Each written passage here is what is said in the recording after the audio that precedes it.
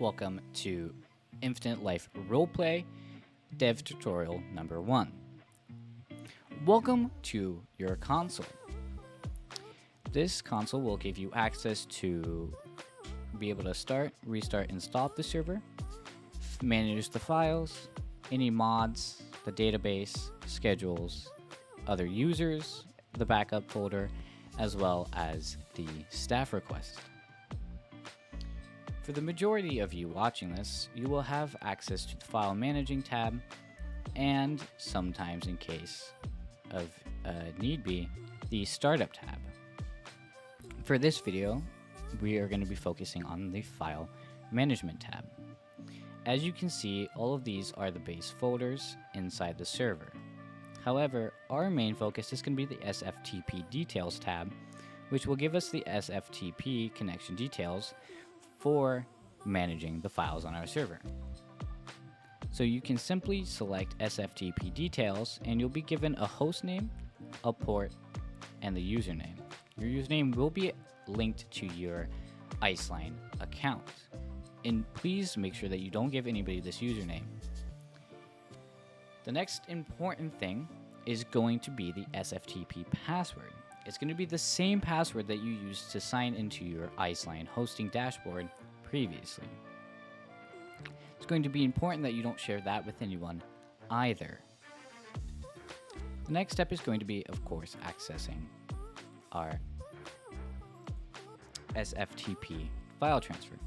So we'll take this host here and we'll paste this host in here, as well as our username, which is right here. And we're simply going to place that in there, then place our password and our port. Once all of those steps are completed, you can hit Quick Connect. You'll be greeted with this. This is the base folder, which holds every single thing for the server. As you can see, all of our permission configuration files, as well as our server config file, is located there. For today's video, we're going to be focusing on the Resources tab. Once opening the Resources tab, as you can see, we are met with a few subfolders, or a few root folders. We have everything from our Easy Admin folder to our YMaps, weapons, scripts, local, EUP, and so on. For example, if we're trying to add a YMap, we can open up the YMap folder and select Create Directory. We're going to name the directory Testing. As you can see, it has no spaces and no other symbols inside.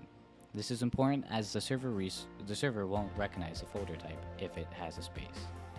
Once inside, we can choose to create another directory and name it Stream, or we can simply take a local file on our computer and upload it that way. So from our base resource folder, we can select YMaps and select a YMap here. And we would just drag and drop this in and wait for it to upload.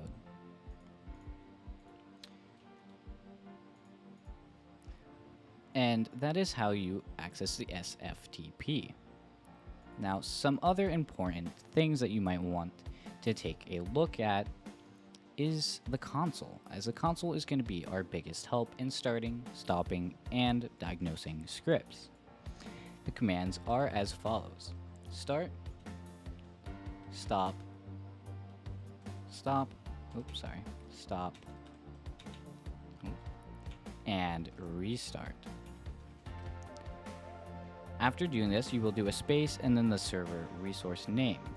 So for example, let me just pull up here one of our resource folders here. We can take and copy this, and then we can simply hit and do restart. Now, as you can see, it started the resource EUP stream SAST, and it stopped it up here. So now we've successfully restarted EUP stream. We can also stop the stream via doing the same thing, and it stopped the resource there, as you can see. And it's pretty much the same for starting it. Granted, we will get a few more pieces of information, such as asset data and how much physical memory it's taking. As you can see, it started the resource EUP stream SAST. And that concludes your basic training for accessing the SFTP client.